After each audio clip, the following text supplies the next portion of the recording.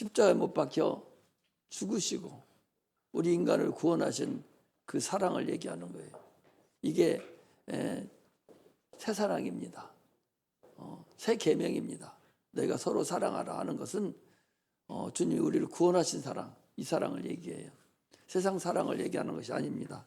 그러므로 사랑에 푹 빠져서 주의 음성을 들을 수 있는 그런 은혜가 임하시기를 주의 이름으로 축복합니다. 생명의 말씀을 보겠어요. 우리 한번 읽겠습니다. 자, 시작. 생명의 말씀, 주의 음성을 듣자. 요한계시록 3장 14절에서 21절. 하나님은 창조의 근본이시다. 그가 인류 구원의 역사에 직접 희생하셨으니 하나님의 모든 역사는 진실하시다. 그는 부유하신 자로서 우리를 위하여 가난하게 되셨고 우리의 질병을 위하여 채찍에 맞으시고 찔림을 당하셨으며 우리의 죄를 담당하시고 십자가에서 피 흘려 죽으셨으니 우리에게는 복음의 능력이 된다. 복음은 주님의 직접 가르쳐 주셨으니 우리에게 체험을 주시는 하나님의 능력이다. 그의 복음을 통하여 역사하는 것은 본질적인 변화와 실질적인 변화와 실제적인 변화가 있어야 한다. 복음은 차든지 도없든지 해야 한다. 미지근한 중립적 태도는 비겁한 불신앙이다. 신앙은 성령의 증거를 받아야 한다. 복음적 회개는 주의 설득에 응해야 한다. 실질적 변화가 있어야 한다. 복음은 주님이 직접 문을 두드리는 소리다. 주의 음성을 듣는 자는 즉시 문을 여는 자다. 주님과 함께 먹는 자다. 열심을 내고 회개하자. 주님의 간곡한 부탁을 체험하자. 주님이 함께 하실 것이다. 할렐루야. 아멘.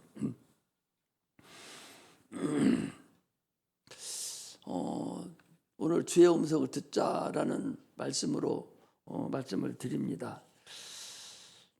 하나님은 그 오늘 본문에도 거기 라오디게아 교회 14절에 보니까 라오디게아 교회의 사자에게 편지하기를 아멘이시오 충성되고 참된 증인이시오 하나님의 창조의 근본이시니가 가라사대. 창조의 근본 되시는 그런 진실된 하나님이 창조의 근본이다. 하나님께서 우리를 창조를 하셨는데 만물을 창조하셨어요. 그리고 사람도 창조했습니다.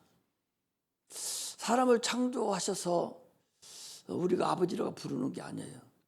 우리를 창조하신 것은 우리는 피조물이고 하나님은 창조주가 되시죠.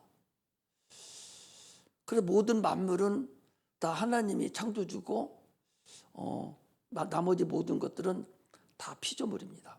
그러나 우리 인간은 하나님이 창조하셨을 뿐만 아니라 예수 그리스도를 통해서 우리가 하나님으로 말미암아 거듭났어요. 예수 이름으로 거듭남으로 인해서 그가 피 흘려 죽음으로 인해서 우리의 생명을 허락하여 주심으로 인해서 우리는 하나님이 아버지가 되고 우리는 하나님의 자녀가 됩니다. 물론 피조물이죠. 그러나 신분이 다르다는 걸 알아야 돼. 이렇게 인간은 여러분 근본이 달라요. 그래서 하나님께서 모든 만물은 말씀으로 창조하셨지만 그러나 인간만큼은 흙으로 사람을 지으시고 말씀이 육신이 되어서 이 땅에 오셔서 피 흘려 죽음으로 인해서 우리를 생명을 얻게 해주시고 은혜를 주셔서 우리가 하나님의 자녀가 되는 그런 은총을 우리가 받은 자들이에요. 이처럼 만물을 창조한 것과 인간의 구원의 역사하고는 여러분 달라요. 아까 말씀드린 대로 구원 창조한 것 상태에서는 창조주와 피조물의 관계지만 우리 구원의 역사는 하나님의 아들이 피 흘려 죽음으로 인해서 하나님 아버지와 자녀의 관계라는 사실을 이걸 우리가 알아야 돼요. 그러므로 우리가 하나님의 자녀가 됐다는 사실이 얼마나 대단하고 우리가 얼마나 큰 은혜를 받았다는 사실을 알고서 시작해야 돼요. 신앙이라는 것이 그냥 창조주만 믿는다면 무슨 의미가 있고 짐승하고 똑같아요. 그래서 영생은 유일하신 참 하나님과 그의 보내신 자 예수 그리스도를 아는 거라고 그랬거든요. 하나님을 안다고 해서 구원받지 않습니다. 하나님을 안다고 하나님을 사랑하고 그분께 모든 일을 다 바친다 해도 구원받지 못해요. 오직 예수 그리스도로 인해서 다시 나야 돼요. 거듭나야 된다고.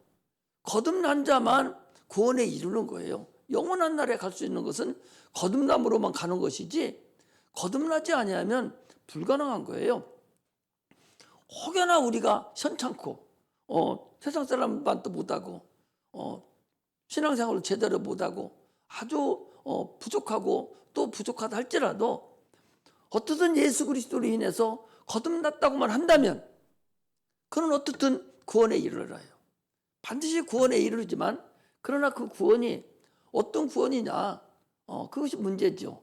하늘나라에 우리가 살아가는 동안에 어떤 구원을 받을 것인가 그게 중요한 거죠. 그래서 우리가 신앙생활을 하는 거예요.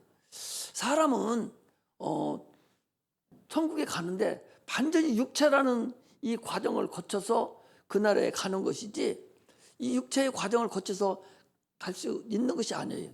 반드시 육체의 과정을 거치되 육체가 있을 때 다시 한번 거듭이 나야 돼. 다시 한번 새롭게 태어나야 돼.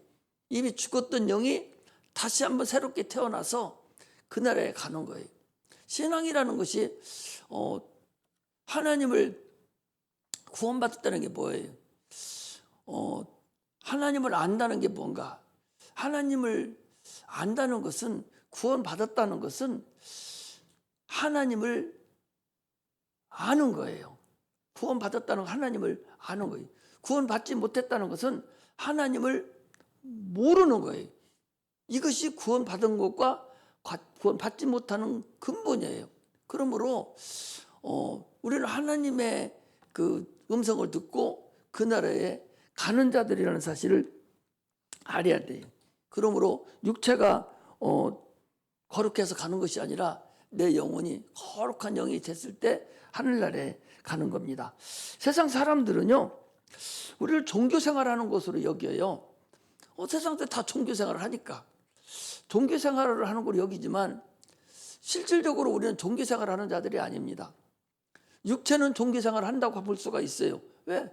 그 의식에 따라서 이렇게 나오죠. 그러나 실상은 내 영혼이 살아있는 내 영혼이 육체를 이끌고 지금 주님 전에 나와서 살아계신 아버지께 나의 상황을 아뢰고 그분의 말씀을 듣고 그분과 교제를 나누고 그리고 우리가 그분을 앙망하고 그분이 원하는 일을 행하고 이거 실상이 아닙니까? 종교는 실상이 아니에요. 그냥 육체의 자기 만족만을 위해서 누가 응답해 준다는 것도 없고 계시도 없어요. 아니 돌 잘생긴 돌에 가서 거기다 기도하면 자녀를 낳습니까? 그거 못 찾아요. 잘생긴 데 가서 기도를 하고 천배 만배를 하면 자녀가 곧이 패스합니까? 그 돌은 그 돌이나 부처나 이런 것들은 그런 얘기 해준 적도 없어요. 저 스스로도 움직이지도 못하는데 그런 것이 어떻게 우리가 천배한다고 거기다 절한다고 우리를 도와줄 수 있습니까? 도와준다고 하지도 않았을 뿐만 아니라 도와줄 수도 없고 그냥 자기 스스로 마음만 편하려고 가서 천배 만배를 하는 거지 아무 의미가 이게 종교예요. 자기 마음을 편하게 하려는 게 종교예요. 찬양도 하나님을 향한 찬양이 돼야 되는데 이 곡이 문제예요. 가사는 참 좋은 가사들이 많지요. 그래서 성경의 찬송도 아멘 찬송이 예배 찬송인데 하나님을 향한 그런 찬송이 이제 곡이에요. 곡이 하나님을 향해서 찬양하는 거 이게 이제 예배 찬송이고 하나님 받으시고 자기의 마음에 그 위로함을 달래고 하는 그런 곡이 있지 않습니까? 유행가 같은 것은 전부 다 자기를 위한 하나의 곡이에요. 그래서 그걸 오래 부르면 울기도 하고 막 그러죠. 그 자기를 위한 거예요. 그것이 우상이에요. 그 자기가 우상이 돼서 자기를 위로하고 자기를 스스로를 나타내고 위로함을 받으려고 하는 것이 이게 바로 우상이죠. 그리고 찬송도 그래서 잘 선택하고 해야 됩니다. 유행가를 보셔봐요. 그거 하다 울잖아요. 밤새도록 불러도 그냥 마음이 울적해지고 계속 그래요. 왜? 자기 위로하는 곡이거든요. 우리 찬송도 우리 복음성가도 이런 것들도 잘못하면 자기 위로 찬송이 되는 거예요. 하나님을 위한 것이 아니라 곡은 얼마나 좋아요. 곡조는 좋은데 가사는 좋은데 그 곡이 자기를 위로하는 곡이 된단 말이죠. 이게 이제 근본적으로 예배 찬송하고 이 일반 찬송 부르는 거하고 다르다는 걸 알고 우리는 그래서 될 수 있으면 예배 찬송을 많이 불러야 돼요. 특히 아멘 찬송 들어있는 것들이 이게 오래전부터 하나님께 드리는, 그래서 아멘 찬송 오래 하면 질려요. 왜? 나하고는 관계없어. 내 마음하고는 관계없고 우리 하나님께만 드리는 거기 때문에 질리죠. 그러나 유행가라든지 이 복음성가 같은 오래 부르면 부를수록 울적해지고 더 거기 심취되고 자기 마음의 위로를 받으니까. 그러나 아멘 찬송, 하나님께 드리는 찬송 오래 하면 할수록 실증이 나고 지루합니다. 나하고는 관계없고 하나님께만 드리는 거기 때문에 그렇다는 걸 우리가 알아야 돼요. 그러므로 모든 것이 찬송뿐만 아니라 모든 것이 자기를 위하는, 그것이 우상 숭배하는 겁니다. 우리는 우상 숭배하는 자들이 아니라 살아계신 하나님 아버지께 내가 내 소원을 나의 영으로 하나님께 나를 아뢰하고 드리는, 육체가 부모를 만나서 참으로 말씀을 드리고 그분을 위로하고 또 그분과 함께 교제를 나누듯이 영이 이 시간에 하나님과 교제를 나누고 하나님의 음성을 듣고, 이것이 바로 신앙생활하는 것이라는 사실을 우리가 알고서 신앙생활을 하시기를 주의 이름으로 축복합니다. 할렐루야. 우리가 이걸 우리는 교회라고 그래요. 세상에 교회는 세상에 어떤 기관의 하나의 기관이 아니에요. 이 교회라는 이 기관은 세상에서 어떤 기관 하나가 설정되는 것이 아니에요. 이것은 하나님이 세워주신 음부의 권세가, 음부가 뭐예요? 이 세상이 음부입니다. 음부의 권세가 우리를 타치할 수가 없는, 지금 음부의 세계에서 우리 살고 있잖아요. 그 음부의 권세가 우리를 타치할 수 없는 곳이 이 교회라는 사실을 우리가 알아야 됩니다. 그래서 이 반석 위에 내 교회를 세우리니 음부의 권세가 너희를 이기지 못하리라 라고 얘기한 거예요. 이렇게 우리는 세상에 있는 소속과 하나님께 소속된 근본이 다르다는 사실을 아시고 신앙생활에서 성공하시기를 주의 이름으로 축복합니다. 오늘 본문은 사도 요한이라는 사람이 있어요. 12제자 중에 사도 요한이 있어요. 베드로와 요한과 야고보라고 그랬죠. 제일 먼저 선택을 하셨고, 그리고 베드로, 요한, 야고보는 어디를 갈 때마다 중요한 곳에 갈 때마다 이 세 사람은 꼭 데리고 다녔어요. 왜 그러냐? 이게 믿음의 분량이거든요. 믿음의 분량만큼 하나님도, 예수님도 제자들을 데리고, 믿음 없는 거 데리고 다니면 오히려 마귀 역사만 하고 귀신 역사만 하기 때문에 예수님도 아무하고나 다닌 게 아니에요. 믿음 있는 자하고. 그래서 믿음으로 그들을 더 키워주고 했던 분이 이 주님이십니다. 그래서 이 사도 요한도 참으로 주님께서 같이 다니던 그런 12제자 중에 한 사람입니다. 그래서 요한복음도 지금 우리 요한복음도 썼죠. 또 요한계시록, 오늘 본문 말씀도 요한계시록도 썼고, 또 요한 1, 2, 3서도 이 사도 요한이 썼어요. 이처럼 사도 요한은 예수님이 십자가 못 박혀 죽으신 이후에도 100년가량을 샀다고 그래요. 그러니까 오래 살았죠. 12제자 중에서 가장 오래 살고 또 다 순교당할 때도 같이 순교당하면서 죽으신 분이 이 사도 요한입니다. 그분이 말씀하신 거예요. 오늘 여기 보니까 우리가 무엇을 지금 보여야 될 거니, 여기 22절에 보면 귀 있는 자는 성령이 교회에 들게 하시는 말씀을 들을지어다 그랬는데 성령이 지금 말씀하시는 것이 들으라는 얘기인데 그 성령이 누구지 말씀하는 것이니 14절에 보니까 라오디게아의 교회 사자에게 편지하기를 아멘이시오 충성되고 참된 증인이시오 하나님의 창조의 근본이시니가 가라사대 이분이 얘기한다 그 소리. 이분이 하늘에서 지금 성령을 통해서 우리에게 하시는 말씀이에요.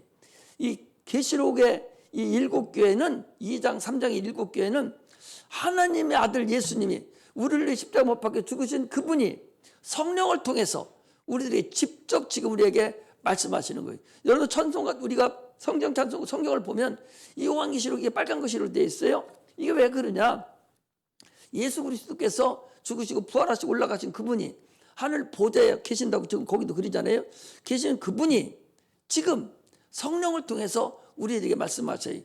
다른 복음서에 보면 성령을 받으라, 성령의 충만함을 받으라, 성령을 받으라 했지 성령의 음성을 들을지어다 라고 한 것이 없어요.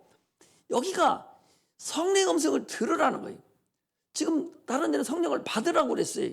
성령을 충만함을 받으라고 그랬는데 성령의 음성을 들으라는 얘기는 예수 그리스도께서 지금 우리에게 하시는 그런 말씀이라는 것을 우리가 알아야 됩니다. 왜 이게 중요한 거니? 이 성령의 역사가 참으로 중요해요. 우리가 성령 충만한 자가 이 말세에 우리에게 말씀하시는 것인데 모세라는 사람은 출애굽 25장 9절과 40절 또 26절 30절에 이렇게 보면은 그가 시내산에 올라갔어요. 시내산에 올라가서 신령한 걸 봤습니다. 모세는 출애굽기 1장 2장에 나오는 사람이에요. 그러니까 아브라함에게 이미 약속을 하셨어요. 아브라함이 이 약속하시기를 이미 이제 400년 사대가 되면은 그때는 너희들을 내가 너희들을 지배하고 있는 곳에서 너희들을 해방시키겠다.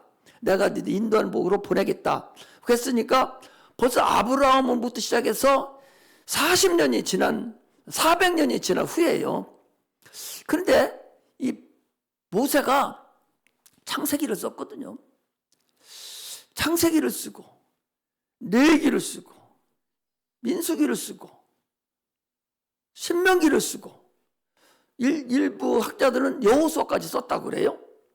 그러니까 아니 이 모세가 출애굽 1장에 나오는 사람인데 그 사람이 성경 창세기를 썼거든요. 창세기를 썼다니까. 그러니까 봐봐. 아니 태어나지도 않은 2000년 보통 얘기 1600년이죠. 그 창세기 쓰여진 것이 1600년 2000년 전에 있었던 사건을 모세가 썼다고. 창세기 저자가 모세예요. 모세가 썼어요. 그게 가능하겠어요, 여러분? 그러니까 성경을 모르고 성령도 모르는 사람들은 이건 모세가 쓸 수가 없다. 이거 구전으로 내려온 것들이지 모세가 쓸 수도 없고 이건 하나의 신화다, 신화. 우리나라도 단군 조선이 굴 속에서 마늘 잡수시고 먹고 그리고 사람으로 환생됐다고 하잖아요. 이것이 단군 신화예요. 이스라엘 백성들도 그걸 신화로 여겨요. 신화로 여기는데 모세가 썼으니까 말도 안 되잖아요. 수천 년 전에 이뤘던 사건, 그보다 더 전, 그 전 사건, 예를 들면 영원 전에 있었던 사건, 그 사건도 모세가 썼거든요. 그러면 보자는 걸 어떻게 썼겠어요? 모세가 시내산에 올라가서 그 십계명을 받아요. 십계명을 받을 때 영이 확 열려가지고 천지창조하는 전체를 다 본 거예요. 보고 와서 기록해 놓은 것이 이게 창세기입니다. 여러분들 지금 우리가 이렇게 교회는 이렇게 됐잖아요. 근데 성막이라는 것은 얼마나 오묘하고 얼마나 이 성막이 그야말로 화려철란한지 몰라요. 각 실도 청색, 홍색, 보라색 할 것 없이 일곱 여덟 가지 색깔로 좌로 몇 번, 우로 몇 번 꽈가지고 얼마나 잘 꽈서 만드는지 모릅니다. 그게 신혼방인데 그렇게 엄청나게 화찬을 해놨어요. 그 성경에 보면은 뭐라고 이렇게 돼 있어요. 자, 출애굽기를 한번 찾아보겠어요.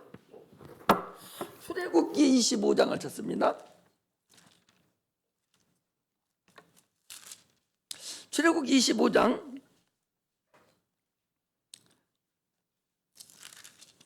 9절에 보겠습니다.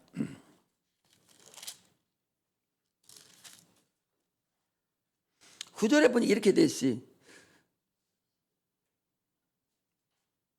출애굽기 25장 9절 120페이지 쪽에 있습니다. 같이 읽어요. 시작.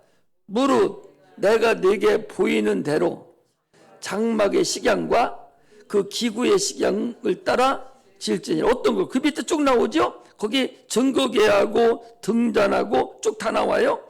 40절에 또 봅니다. 40절에 보면 너는 삼가 이 산에서 네게 보인 식양대로 할지니라 해서 성막 짓는 것을 거기다가 쭉 다 해놨어요. 또 26장 30절에 보면 또 그랬어요. 너는 산에서 보인 식양대로 성막을 세울지니라. 이렇게 해서 성막 짓는 것을 해놨는데, 자, 여러분 한번 봅시다. 자, 머리가 얼마나 좋으면 이걸 다 외워서 이걸 썼는지를 여러분들 보여야 돼.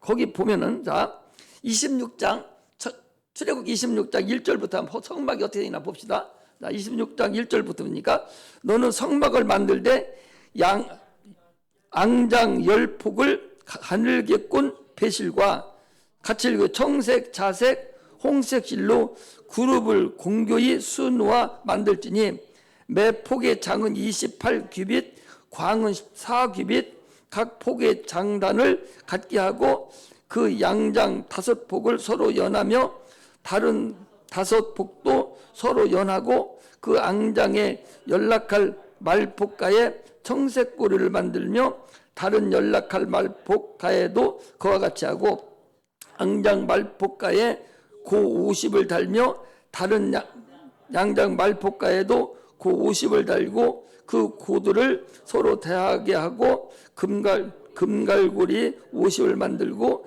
그 갈기로 앙장을 연합하여 한 성막을 지을지니 그 성막을 덮는 막 곧 앙장을 염소털로 만들 때 11폭을 만들지니 각 폭의 장은 30규빗, 광은 400규빗, 11폭의 장단을 갖게 하고 그 앙장 5폭을 서로 연하여 또 6폭을 연하게 하고 그 밑에 쭉쭉쭉쭉쭉 해서 다 읽어보면 이건 적어놨다가 그대로 얘기하기도 어려워요.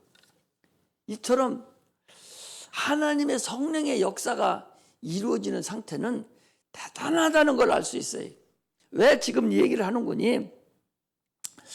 모세가 이렇게 지금 다 했던 과거의 창세기, 자기도 보지도 않은 그 창세기의 사건을 기록을 했어요.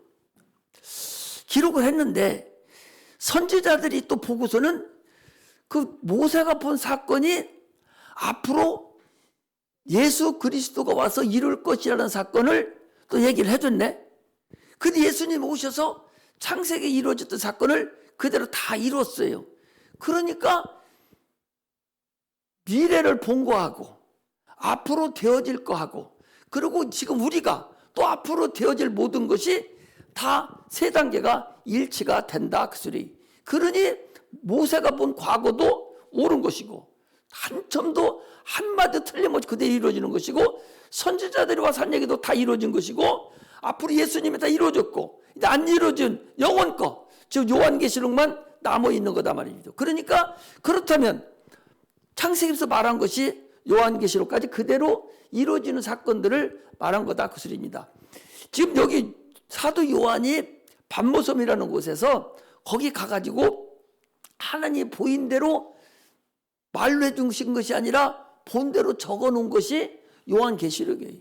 앞으로 이대로 이루어진다 하는 것을 우리에게 말씀을 하신 것입니다. 그래서 요한계시록과 창세기는 다 맞아 들어가요. 수천 년 전에 이루어진 것이고, 또 이 책을 쓴 사람들이 한 사람이 연구해서 쓴 것이 아니라 저자가 수십 명입니다. 연대도 아주 달라요. 한 2000년 가까이 연대에 걸쳐서 그 당시에 살았던 사람이 쓴 것이 2000년 후에 쓴 사람들하고 다 또 맞는 거예요. 구약에는 이런 책이 없었기 때문에 그냥 그 소 가죽이나 양 가죽에 써 있었거든요. 그래서 전파되지도 잘 안 했어요. 그러니까 몰라요. 그런데도 하나님의 예언을 받아서 적어놓은 것이 오늘에 다 이루어지는 걸 볼 때에 참으로 하나님이 신묘망측해서 되어지는 것들이 참으로 틀림없이 이루어진다는 사실을 우리가 알고서 신앙생활을 하는 거야 됩니다. 여러분들과 내가 지금 신앙생활을 하는 것이 그냥 어디 종교생활 하나 하는 것으로 여기면 안 된다.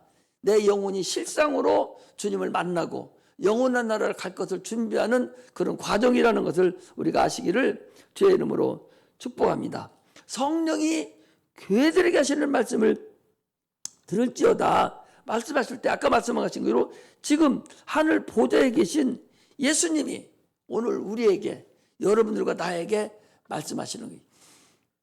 무슨 말이에요? 이때 있는 사람들에게 얘기하는 것이 아니라 성경은 여러분이 읽을 때에 반드시 그게 지금 나에게 하시는 말씀으로 들어져야 되는 것이지 그때 있었던 사건으로 들려버리면 성경은 잘못 읽는 거예요. 예를 들면 이게 성경을 읽는 방법이죠. 모세하고 야고보하고 요한이 지금 고기잡이를 하다가 그물을 끄매고 있어요. 주님이 그걸 보고 내가 너를 사람을 낳은 노부가 되게 하려니 나를 따르라 하니까 예하고 즉시 따랐다고 그랬어요. 따를 때 자기 부친도 그물도 다 버려버리고 주님을 따랐다고 그랬어요. 그러면 그걸 읽으면 뭐라고 읽어야 돼? 아, 베드로는 그랬구나. 아, 믿음이 좋았는데? 이거 얘기하라는 것이 아니라 지금 너 읽는 너도 읽고 있고 너도 지금 따르라는 거예요. 너도 지금 따르라는 거예요. 지금 나에게 하시는 말씀으로 들어야 되지. 그 당시 베드로에게 얘기한 얘기고 그 당시에 또 아브라함에게 한 얘기고 무슨 사도 요한에게 한 얘기가 아니라 그럼 뭐를 적어놔? 그 사람들 한 옛날 얘기 뭐를 적어놔? 그들에게 한 얘기가 지금 성령이 나를 붙잡아서 나에게 하시는 말씀으로 들려줘야 성경은 제대로 읽는 것이고 성경을 그렇게 읽으라고 나한테 주신 말씀이다. 그런 말씀이에요. 할렐루야. 그렇게 드려야 되는 거예요. 주님께서 바다 위를 걸어오셔요. 걸어오시면 지금 배가 풍랑이 일어서 죽게 생겼어요. 죽게 했어요. 그러니까 걸어오는 걸 봤어요. 베드로가 뭐랍니까? 주시거든. 예수님이면 선생님이면 나를 물 위로 나도 오라 하소서. 주님께서 뭐라고 오라. 그리고 거침없이 풍랑이는 바다를 걸었어요. 그런데 걸어가다 보니까 이거 뭐예요 지금? 아니 지금 뭐 하는 거예요 내가? 물속에 떠 있잖아요. 풍랑이 일고 막 출렁거리고 난리 나니까 겁이 나고 두려운 거예요. 가라앉아 버려요. 주님이 뭐라고 합니까? 왜 의심하였느냐? 믿음이 적은 자요. 그랬잖아요. 주님이 오라 하면 그냥 주님 바라보고 가는 거예요. 두려워하지 말아야 돼요. 이것이 베드로가 그때가 용감해서 그랬구나.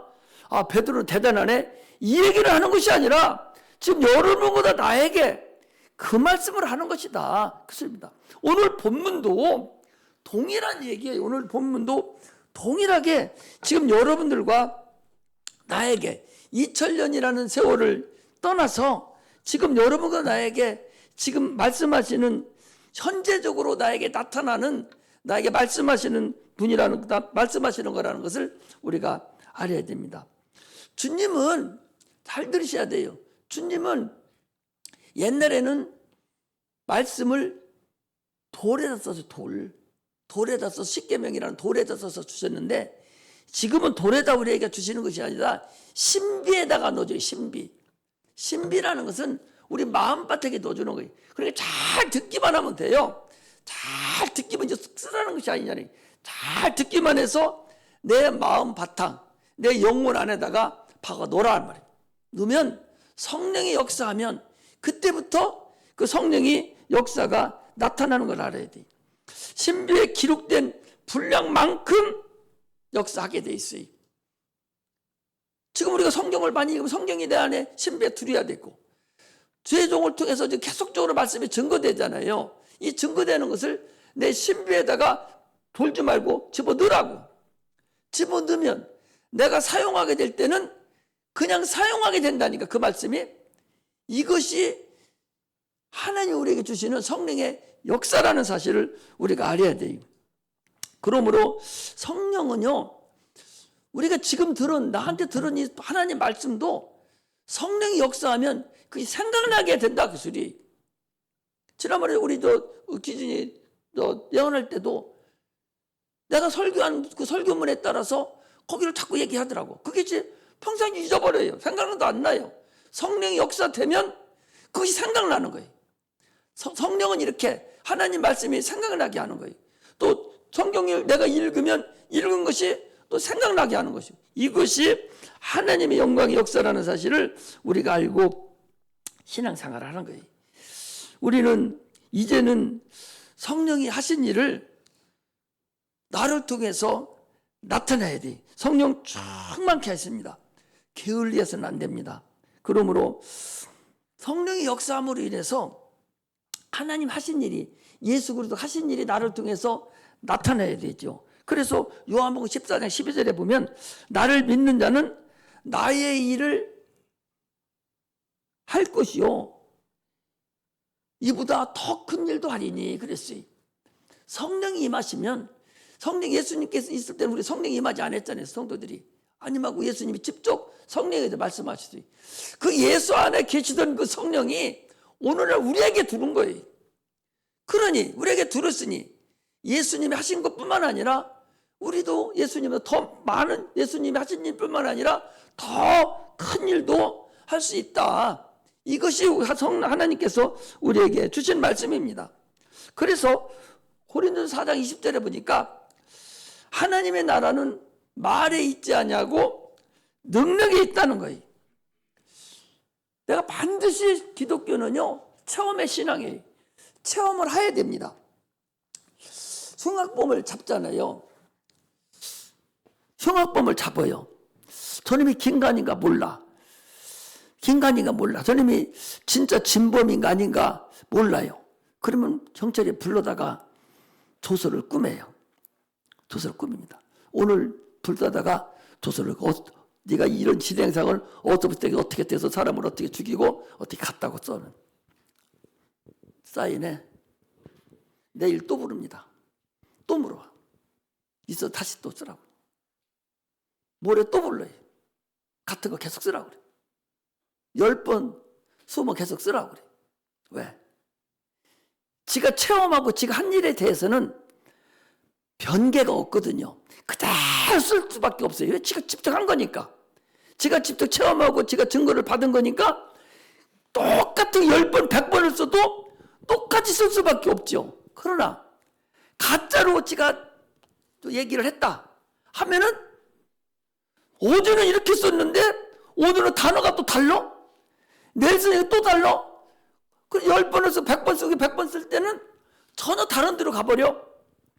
이게 진범이다, 아니다, 이게 나타난다는 거죠. 그 검사들이 그래서 그렇게 한다는 거예요.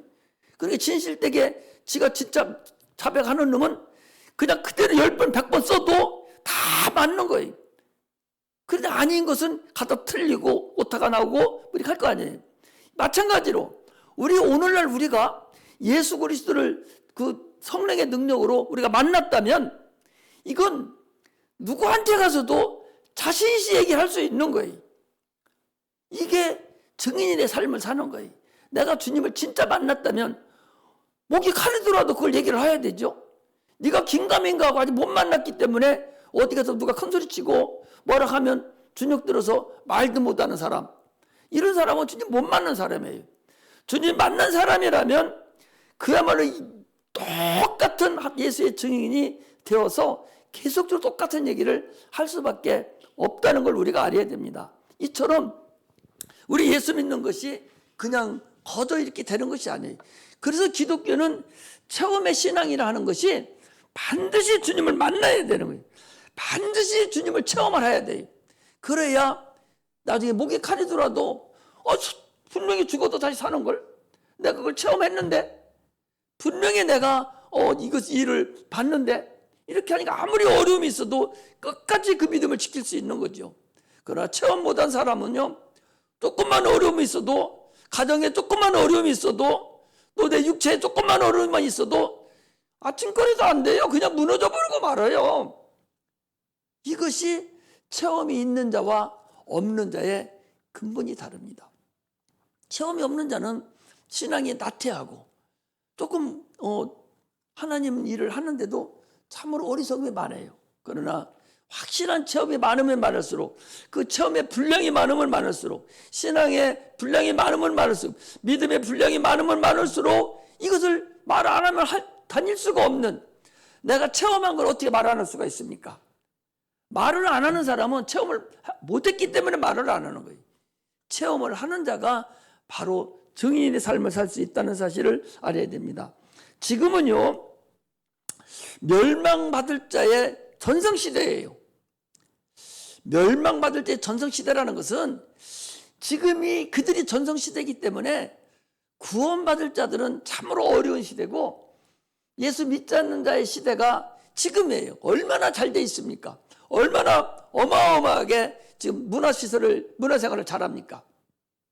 이게 멸망받을 자들, 예수 안 믿는 자들, 이들이 최고의 피치를 올리고 아주 전성의 시대를 사는 사이에요.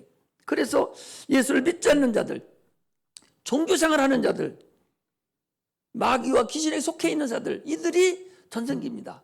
여러분, 불교 뭐라고 하는 거 봤어요? 여러분, 불교 뭐라고 하는 거 봤어요?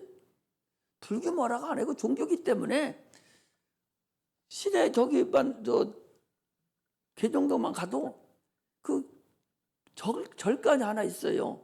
거기 지나오려면 향내가 온 동네 다 풀어져 있어요. 향내가 다 풀어져 있는데도 그 동네 사람들 향내 난다고 얘기 안 해. 안 해요. 그리고 그 목탁 두드리고 막 해도 시끄럽다 안 한다니까.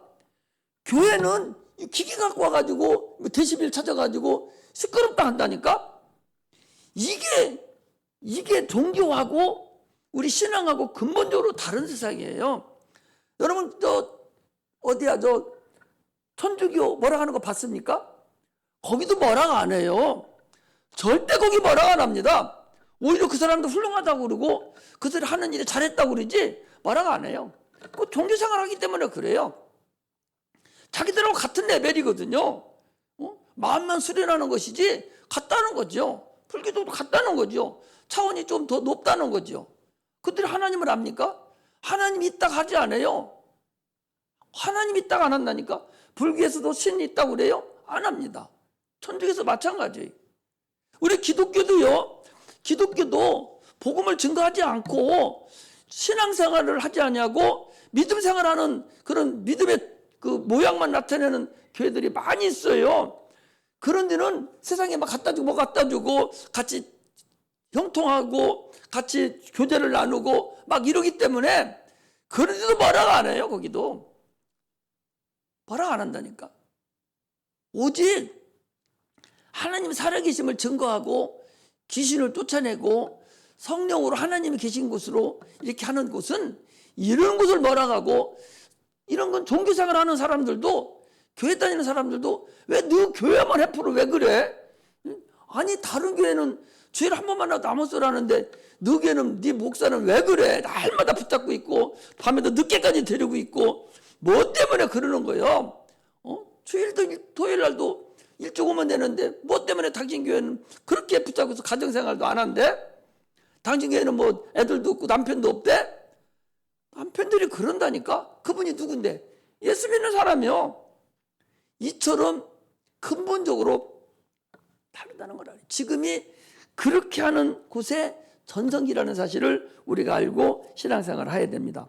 오늘 본문은요, 이 라오디게아 교회는 참으로 금융기관이라서, 금융지역이라서 잘 사는 부촌이에요.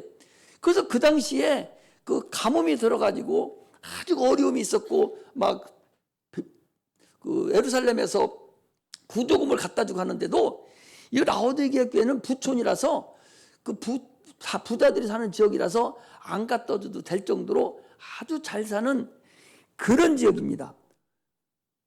무슨 얘기를 하려고 그러는 거니? 부유해서 부족함이 없고 아주 잘 사는 그런 지역이라는 거죠.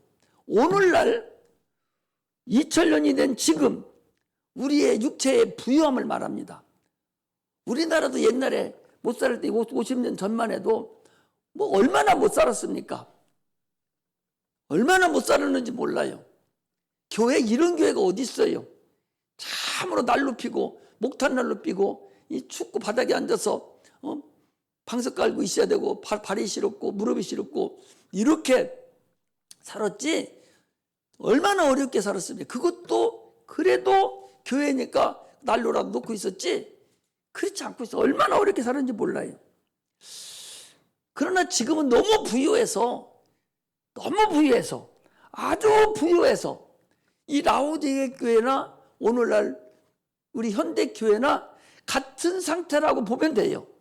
이 라오디게아 그 정도로 부유함이 있었어요. 그들이 생각하기를 이렇게 했다는 거예요. 주님께서 그들이 얘기하시기를 네가 차지도 아니하고 덥지도 아니하고 네가 미지근하면 내가 너를 토하여 내치겠다. 아까 우리가 여기 읽을 때 그랬죠. 거기 미지근한 중립적인 태도는 비겁한 신앙으로서 이건 불신앙이라는 거예요. 불신앙이죠. 차든지 덥든지 분명히 해야 돼요. 그런데 이건 불신앙이라는 거예요. 이것도 아니고 저것도 아니고 중립지대가 여러분 어디 있습니까?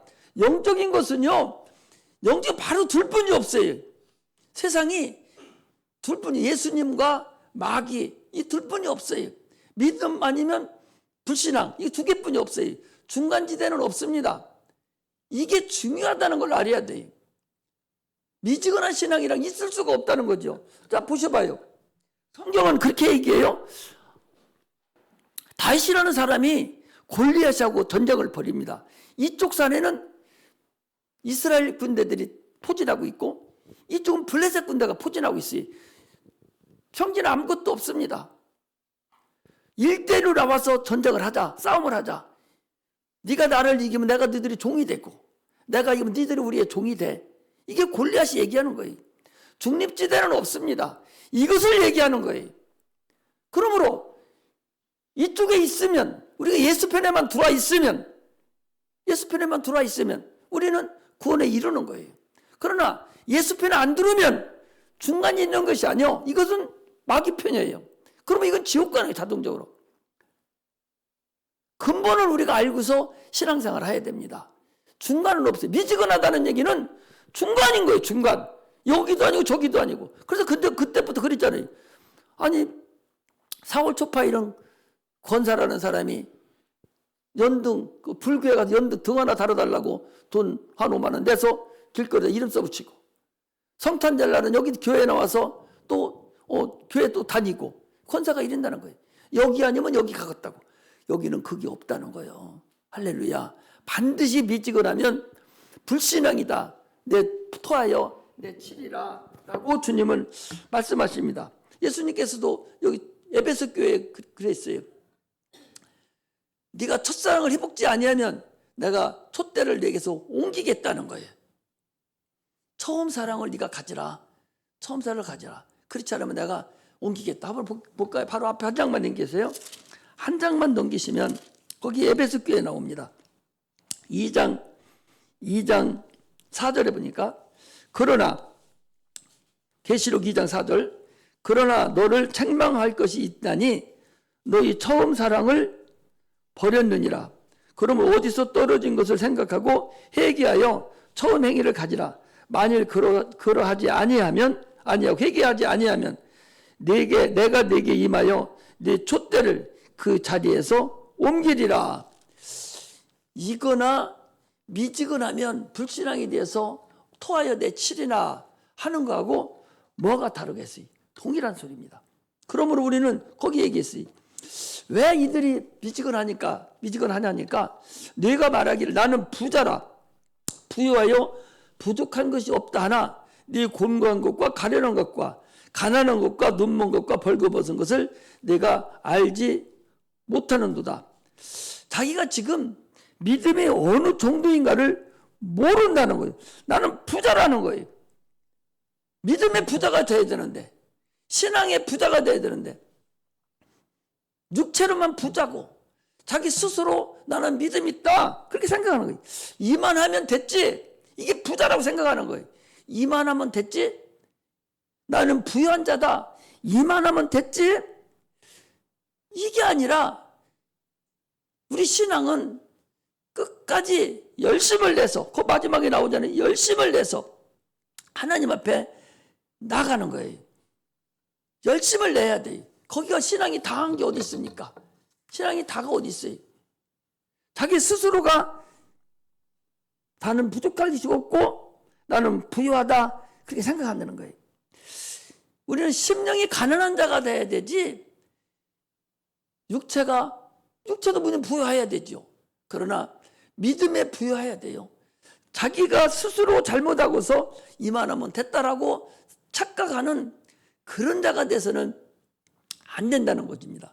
또 거기 보니까 내가 곤고한 것과 가련한 것과 가난한 것과 눈먼 것과 벌거벗은 것을 네가 알지 못한다는 거예요. 여기 가난하고 가련하고 공부해서 네가 벌거벗었다는 거예요. 벌거벗은 것을 스스로 몰라요. 스스로 모른다고. 자기 영혼이 지금 어떤 상태인가를 스스로 모른다고. 스스로 몰라. 다 눈 감아봐요. 눈 감아보셔봐. 다 눈 감아봐. 자기 영혼을 봐봐. 지금 네 육체만큼 번듯해서 육체만큼 또렷하고 똑똑한 내 영혼인가?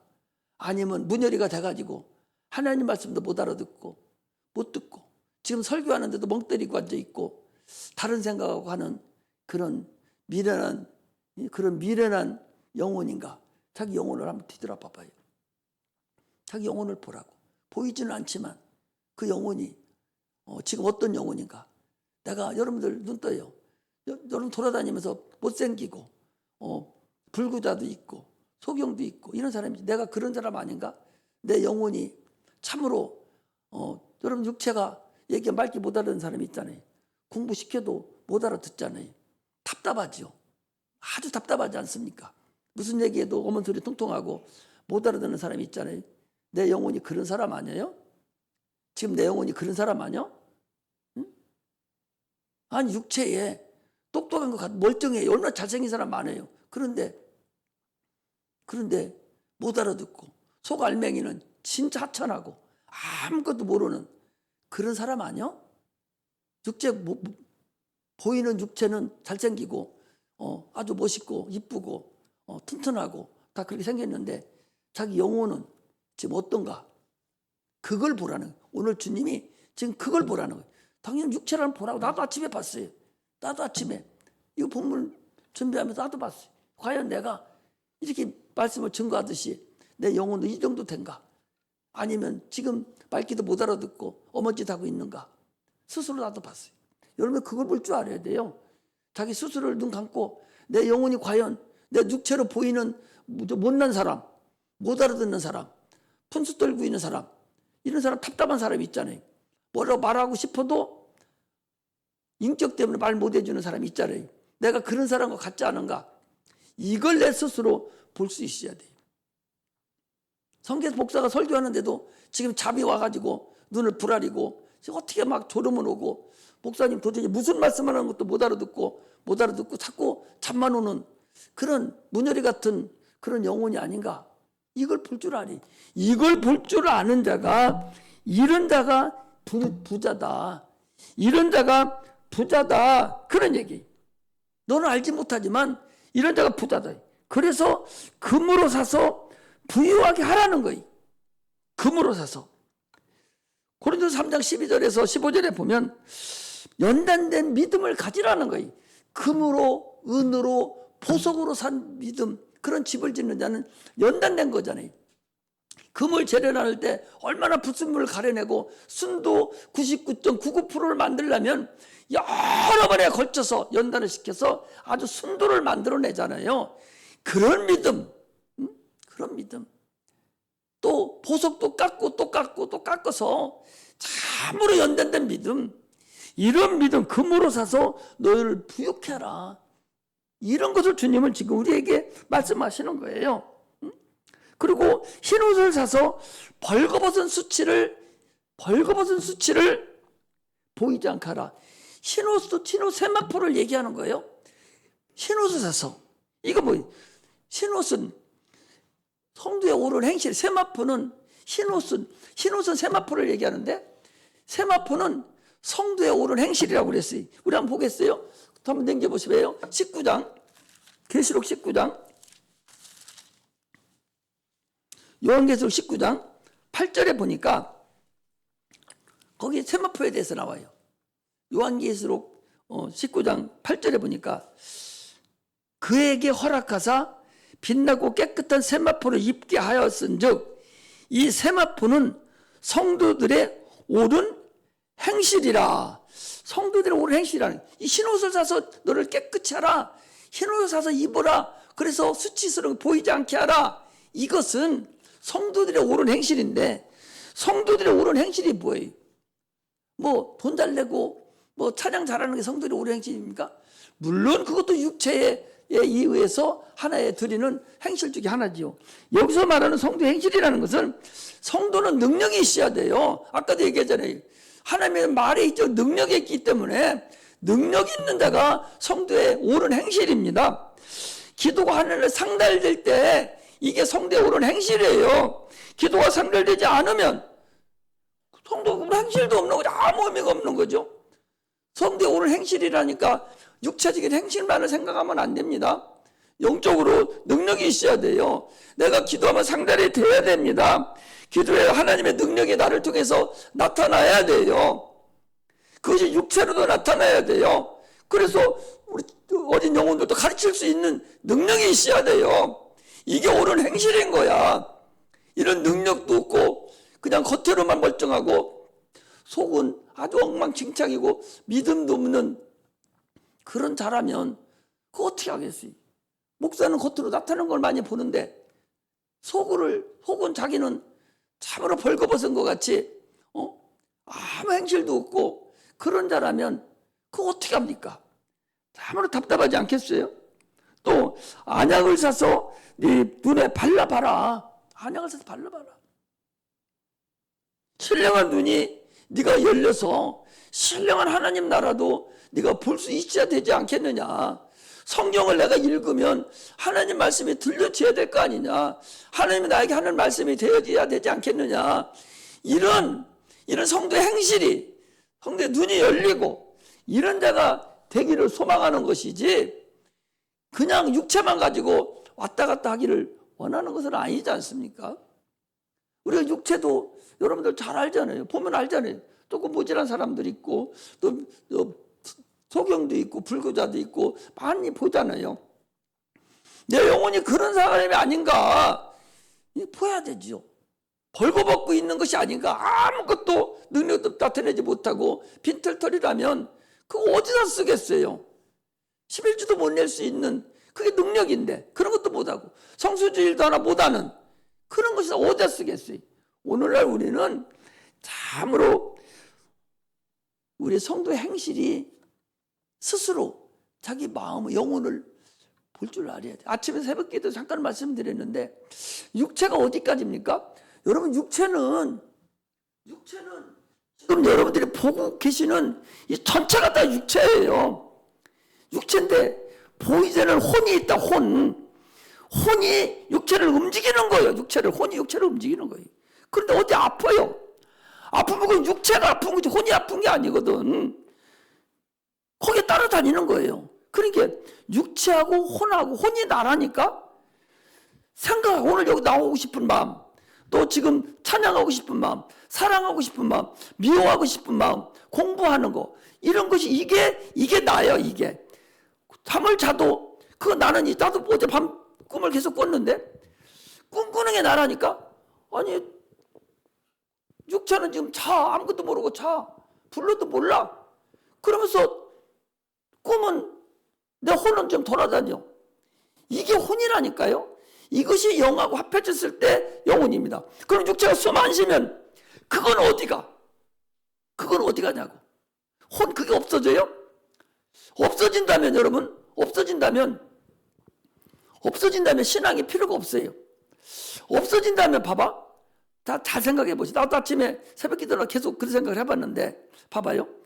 육체가 없어진다면 혼이 난데 지금 육체는 여기 와 있어요. 혼은 지금 기도를 합니다. 기도를 해요. 잠을 잘 때도 계속적으로 꿈을 꿔요. 근데 육체가 있어요. 그걸 자고 있어요. 그 육체가 숨이 끊어지면 육체는 잠자는 상태로 그 죽은 것을 잔다고 그러잖아요. 잠자요. 그러면 지금 사랑하고 예배드리고 하던 그 혼은 어디로 가냐고. 혼은 어디로 가겠어요? 얼마나 오묘해요? 그런데 누군가가 창조하지 않았다면 이 세상이 지금 이렇게 돌아가겠어요? 처음에 누군가가 창조해서 혼이 있고 영이 있고 육체가 있도록 만들어진 거 아니요? 이것이 그 혼이 성경에는 짐승은 각 혼이 돼서 땅으로 내려간다고 전도서 3장에 보니까 땅으로 내려가거늘 그러나 인간의 혼은 하늘로 올라가는 줄을 알지 못하느냐 그렇게 성경은 얘기하고 있어요. 분명히 짐승 혼은 땅으로 내려서 없어져 버려. 그것도 짐승도 갖다 주고 꼬리치고 먹고 짖고 막 물고 하잖아요. 그것도 각 혼이라 해서 혼이 있어요. 사람도 혼이 있어요. 근본적으로 다릅니다. 그것은 영이 없기 때문에 그냥 없어지고 말아요. 연기가 산화되고 없어지지만 사람은 보이지 않는 육체를 넣어놨다고. 그게 영이에요. 보이지 않는 육체를 넣어놨어요. 그게 영인데 그것이 혼하고 붙어요. 그리고 주님 오실 때 그 영이 육체로 변해서 혼이 거기에 의식을 발휘해요. 이것이 부활체예요. 이런 참으로 신묘망측한 이게 사람이에요. 이게 육체만 있다가 육체가 끝이면 끝난다고 한다면 이렇게까지 안 됐을걸요? 이걸 우리가 알고서 신앙생활하는 자가 돼야 됩니다. 할렐루야. 그래서 오늘 여러분들과 나에게 하시는 말씀이에요. 그래서 내가 가련하고 곤고하고 가난하고 네가 벌거벗은 네가 알지 못하는데 너 그렇게 하지 마. 금으로 사서 또 연단한 믿음을 네가 가져야 되고 성도의 옳은 행실을 네가 가져서 실제 네가 옳은 행실이 있는가도 확인해보고 나에 대한 내 영혼이 어떤 상태인가, 세상에 볼 때 내가 어떤 상태인가, 문열이가 아닌가, 하나님을 알아듣지도 못하는 멍청이 아닌가, 귀머거리가 아닌가, 듣지도 못하는 소경이 아닌가, 이것을 내가 볼 수 있는 자가 돼야 된다. 주님은 지금 그러는 거예요. 미지근한 자가 그런 자라는 거예요. 깨든지 타든지 덥든 자기를 원하노라. 그러면서 주님이 뭐라고 하시는 거 이랬어요. 19절에 물은 내가 사랑하는 자를 책망하여 징계하노니 그러므로 내가 열심을 내가 내라. 회개하라. 너 그런 데서 벗어나고 게으르지 말고 열심을 내라. 볼지어다 내가 문 밖에 서서 두드리노니 누구든지 내 음성을 듣고 문을 열면 내가 그에게로 들어가 그로 더불어 먹고 그는 나로 더불어 먹으리라. 지금도 주님은 지금도 주의 종을 통해서 여러분들에게 문을 두드리는 거예요. 새벽에도 문을 두드렸습니다. 찬양을 하는 중에도 여러분들 마음에 문을 두드렸어요. 기도하는 중에도 문을 두드렸습니다. 성경을 읽으면서도 문을 두드립니다. 수요일도 드리고 금요일날도 문을 두드립니다. 계속 마음 문을 열어서 너 그렇게 하지 말라고. 네 영혼이 새롭게 금으로 사서 연단한 믿음을 가지라고. 성도의 옳은 행실을 가지라고. 세마포 옷을 입으라고. 계속적으로 안약을 사서 눈을 바르라고. 이렇게 계속적으로 말할 때에 이게 복음이에요. 너는 문을 열어. 마음 문을 열어서 깨달아서 그러면 내가 너를 쏙 들어가서 깨닫게 해줄게. 너하고 내가 영원히 함께 있을게. 이것이 주님이 오늘 우리에게 하시는 말씀을 근본입니다. 마음 문을 두드리는 그 주님의 음성을 듣는 게 복음이고, 그가 하나님의 자녀고 비밀을 아는 자입니다. 그러므로 예배를 통해서 하나님의 말씀을 통해서 문을 두드릴 때에 들을 귀가 있어야 됩니다. 할렐루야. 그렇지 않으면 토하에 친다고 그랬으니 우리 성도들 한 사람도 거저 듣지 아니하시고 꼭 들어서 미지근한 신앙이 아니라 열심을 내서 하나님을 알려고 무던한 노력을 하고, 내 영혼이 과연 어떤 상태인가를 눈 감고 한 번씩 여러분 자기를 봐봐요. 어떤 상태인가 보면은 다시 한번 회개할 수 있는 기회, 열심을 낼 수 있는 기회가 있으시기를 주의 이름으로 축복합니다. 기도하겠습니다. 하나님 아버지,